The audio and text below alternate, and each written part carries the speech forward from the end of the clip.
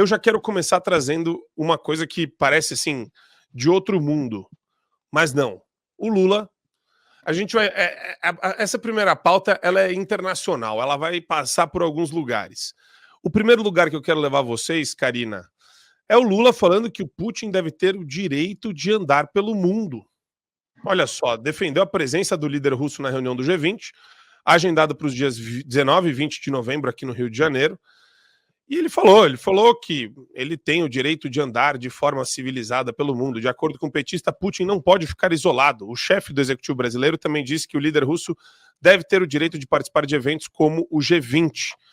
Nessa entrevista para Cristiane Amanpour, da CNN, o Lula disse que o isolamento da Rússia não contribui para a construção da democracia mundial. Tá para nascer uma democracia mundial, hein, Karina? Democracia mundial construída por ditadores de extremismo esquerda. Não tô nem falando do Putin aqui, tá? Mas eu só acho interessante a construção da expressão democracia mundial. Essa democracia já perdeu até seu valor, né? Ninguém mais fala em democracia nesse sentido, porque não configura a democracia, é óbvio que não. Então, essa palavra aí já está sendo usada, desgastada por todos nós, que ninguém mais aguenta ouvir em democracia, porque perdeu o seu valor da democracia. Mas faz falar em liberdades, né? Nós temos que defender a liberdade do que é a democracia nesse momento. Agora, que Putin tenha a liberdade para sair para fazer suas relações internacionais, já não é um assunto do Lula, né? Não pertence ao Lula esse tipo de decisão, mas sim às grandes cortes e tudo que vem sendo falado e acusado contra o Putin, porque ele tem vários, principalmente crimes de guerra que está acontecendo na Ucrânia e tantas outras coisas do que ele foi acusado que realmente não pertence, não deixa com que ele tenha esse acesso ao resto do mundo para tratar. Mas isso também nunca foi barreira para ele. Nunca foi barreira para ele, porque quando ele quis receber as pessoas de interesse dele, ele recebe ali dentro do Kremlin e está tudo bem, que ele continua fazendo seus acordos de forma normal, não tem nenhum problema em relação a isso. Agora, fazer publicidade do Putin no Brasil não é o caso, né? A gente sabe muito bem que o Lula já fez isso com o Nicolás Maduro, que colocou o tapete vermelho para receber Nicolás Maduro logo no início do ano, que foi um tapa na cara aí de todo mundo, inclusive do próprio Estados Unidos, que tem um mandado de busca de Nicolás Maduro, que está aí no valor de 15 milhões de dólares, que o próprio um grupo de armamentistas nos Estados Unidos sugeriu que Joe Biden aumentasse para 100 milhões, porque aí eles conseguiriam capturar o Maduro, porque 18 milhões para eles é pouco, né? É pouco, não dá para capturar ele por um preço tão baixo assim. E aí deu no que deu. Nicolás Maduro veio até o Brasil, depois as eleições na Venezuela se revelaram uma grande trapaça mundial, que ficou aos olhos do mundo aí, foi visto como a maior trapaça, a maior fraude eleitoral que aconteceu, que está sendo discutido até hoje. Nicolás Maduro deve assumir mais uma vez aí o seu mandato a partir do ano que vem, mas no decorrer da história muitas coisas estão acontecendo. Vamos ver agora o que vai acontecer também com o Donald Trump em relação a esse fato. Mas como o Donald Trump tem muitas coisas para resolver internamente, eu acho que esse ponto vai ficar para depois. Mas a gente já tem informações também que Donald Trump conversou com Putin em relação à guerra entre a Rússia e a Ucrânia, do qual tinha presente até mesmo o Elon Musk na conversa, assim surgiram as vozes que ele estava presente também nessa conversa, mas de interesse no mundo inteiro que essa guerra cesse. Então, a partir do momento que Putin deixe claro, porque ele é um camaleão, né, um camaleão que se vendeu aí como conservador, muitas pessoas acreditam que Donald Trump é um conservador que está lutando pelas democracias autoritárias e totalitárias deles, enquanto todo mundo preocupado com essa escalada de guerra ou o que vai acontecer daqui para frente em relação à geopolítica, né? Esse jogo de xadrez aí que vem sendo traçado. Com a vitória do Trump, tudo muda, tudo muda. Veremos quais serão as cenas do próximo capítulo, mas, ao meu ver, o Lula continuará pedindo aí para que seu amigo circule pelo mundo, mas não será ouvido mais uma vez. Eu vejo algumas coisas e eu fico estarrecido de ver a filiação do Lula com ditadores espalhados pelo mundo inteiro e você pega, por exemplo, tem muita gente que faz falsa equivalência disso, então compara o Bolsonaro em 2022, criando laços comerciais depois da pandemia, no auge da guerra lá com a Ucrânia, e o pessoal gosta de falar, tá vendo? Mas o Bolsonaro também tem uma relação de proximidade com ditadores. E, na verdade, Gustavo, são diferentes, né? Inclusive os pontos de partida, as conversas, o que é tratado, o que é aberto, o que é transacionado. As coisas não podem ser ou analisadas, né? Ou de alguma forma enxergadas como se fossem unidimensionais, né, Gustavo? Perfeito, Marco. E esse exemplo que tu traz é muito interessante até para a gente mostrar a grande diferença que existe, né, entre a política externa do presidente Bolsonaro e a política externa do presidente Lula. A do Lula é completamente comprometida do ponto de vista ideológico, né? Então, assim, as relações que ele faz não são no interesse do país, né, que deveriam ser, né, elas deveriam ser baseadas no que há de melhor em termos de recursos, de vantagens econômicas, para o país não, do ponto de vista ideológico. Quando o presidente Bolsonaro teve aquela conversa com o Putin em 2022, ali 2021, por causa, né, da questão como é que chama? Me fugiu agora o nome. O cara lá da Fossato, o Andrei Guriev. Enfim, era o cara dos fertilizantes. Nossa, dos fertilizantes. A gente foi lá fazer essa negociação, inclusive eu participei dessa reunião em Moscou em 2019 com esse mesmo Andrei Guriev. Era justamente para garantir que o nosso produtor rural aqui tivesse acesso a fertilizantes. Por quê? Para a gente ter aqui segurança alimentar no Brasil, para que a cadeia do agro continuasse funcionando muito bem, porque afinal de contas é ela que sustenta boa parte da nossa balança comercial, inclusive segurança alimentar para o mundo, ou seja, não tem nenhum viés ideológico.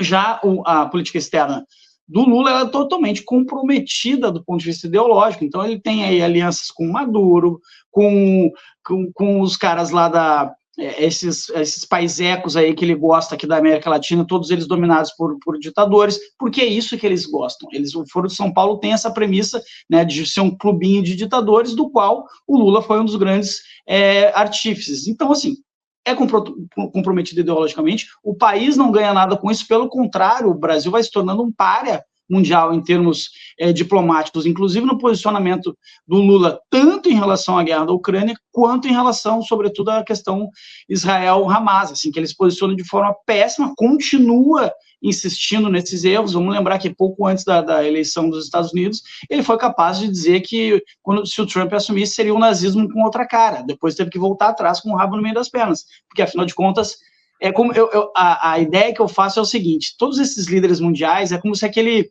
estava no recreio da escola e o professor saiu. Agora o professor voltou, eles vão ter que se comportar muito bem. Então a gente vai ver, como diz a Karina, cenas dos próximos capítulos, mas eu tenho certeza que vão haver diversos recuos aí, sobretudo na questão retórica também, né? Essa coisa muito fanfarrona, do Lula falar demais. Agora vocês vão ver que ele vai ficar bem pianinho e vai botar o rabinho no meio das pernas, porque agora papai Trump voltou. E ainda tem um vídeo que eu queria compartilhar com vocês, que é surreal. É literalmente um negócio de outro mundo aqui. Um comentarista, acho que num painel da CNN, um cara pró-Kamala, ele fala o que vocês estão prestes a ouvir agora. Tá legendado, a gente pegou um vídeo com legenda e queria transmitir para vocês. He's lived up to so many of the promises he's made. There's one promise left that he could fulfill, being a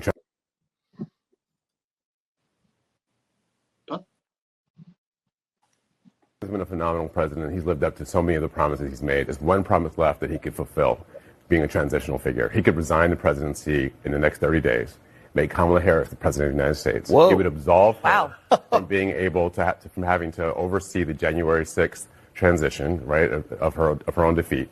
And it would make sure that it would dominate the news at a point where Democrats have to learn drama and transparency and doing things that the public want to see. Is the time. This is the moment for us to change the entire perspective of how Democrats operate. This operate. has now jumped from an internet meme to a Sunday morning show. Jamal's out here right now. Congratulations. Season of House of Cards. I thought you were going to say, what about the Supreme Court? That's also out there. Well, the Supreme Court might happen. I don't know if it will, but I think this is something that's Achei muito engraçado isso, Karine e Gustavo, porque, assim, Olha que eu já vi sugestões de derrotados que são bizarras, mas eu acho que essa ganhou o prêmio aí. Superou. Até porque, imagina que o Joe Biden vai renunciar faltando 30 dias para passar aí o mandato para Donald Trump. Não existe. Até porque o Joe Biden ele já foi extremamente penalizado durante essa campanha eleitoral. Ele foi traído, na verdade, pelo Partido Democrata. Ele foi convidado aí a se retirar no 45 minutos do segundo tempo, que a Kamala Harris entra no seu lugar sem eleições, né, sem uma votação dos democratas, foi imposta aí por essa cúpula, pelo Deep State, que a gente chama, né, dos democratas que estão atrás disso. E o Joe Biden se sentiu traído. Então, agora, durante essa campanha com a Kamala Harris, era nítido o Joe Biden fez mais campanha para o Trump do que para a Kamala. Isso foi claro durante esses últimos meses aí da campanha eleitoreira nos Estados Unidos. Até porque o último episódio que nós vimos foi a Jill Biden, que é a esposa de Joe Biden, que foi votar toda vestida de vermelho, ou seja, com as cores republicanas, que isso também levantou uma dúvida que a ex-primeira-dama, que ainda é em Cárica, né, ainda está no cargo, tivesse votado para Donald Trump. Biden também coloca o chapéu da MAGA, né, Make America Great Again, durante um comício, também fez isso. Então, assim, e quando Biden ofende Donald Trump, né, no último momento ali da sua campanha, que xinga o Trump pede para que os seus eleitores e os seus apoiadores o perdoassem. Ou seja, é claro que Joe Biden foi traído nessa altura do campeonato ali pelos democratas. Isso, para ele, é uma traição que custará muito para engolir isso daí. Ele não vai engolir isso tão cedo. E é óbvio que ele jamais vai passar o bastão aí dos últimos 30 dias para Kamala Harris, nem que essa esquerda radical woke, que são completamente fora e desconexas com a realidade, pensem e falem, né? Falem na CNN uma coisa do gênero, até mesmo as próprias pessoas que estavam ali na bancada ficaram surpresas com esse tipo de sugestão aí dada por essa pessoa. Mas isso jamais aconteceria, muito pelo contrário. O Partido Democrático está morto, enterrado, e agora, para desenterrar esse Partido Democrático, eles vão ter que se reinventar, e vai ser uma tarefa difícil, se eu não dizer impossível, para eles nos próximos anos. E foi exatamente nessa linha, Karina, que o comentário do cara se deu, né? Nós precisamos aproveitar essa oportunidade. Bom dia, Adriele Jorge. Bom dia, Marco Antônio, Karina, Gustavo. Bom dia a todos.